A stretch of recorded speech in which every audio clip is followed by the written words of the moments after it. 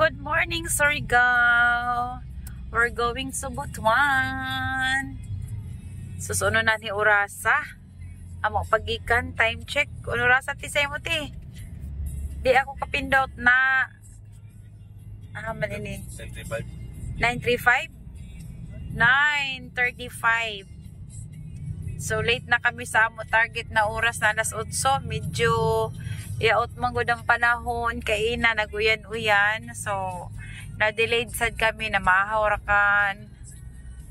So today, ayan, suga na. Oh, kita niyo ang suga.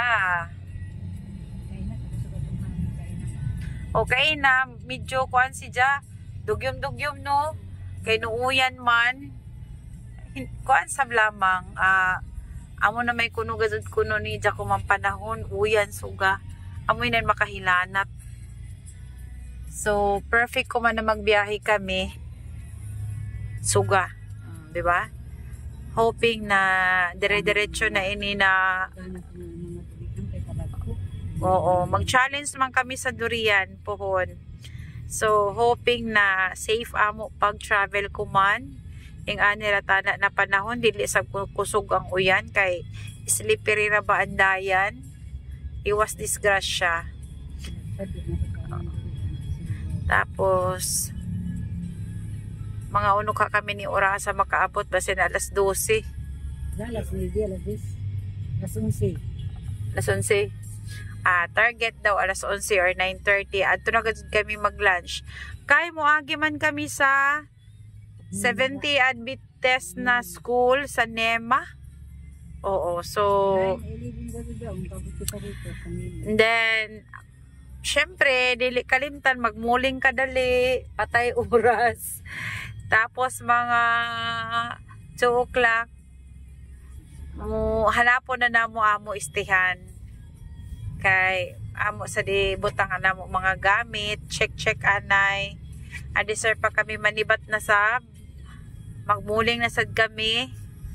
Hoping na maradyawan panahon gazod way may umang kalamidad baya tana. With your guidance. Ay kabayora makita ko man na sa permi gazod magampo dili ra permi.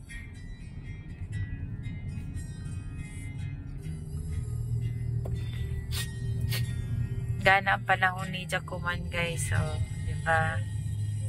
So, sorry go pa ini. Pa kami nakagawas gajud. As in. So, ito na namo mga iban. Ang amo driver.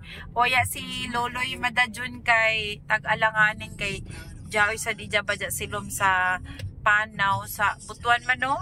Mag-pick up daw ng kwarta kay sa Armor Car na assign.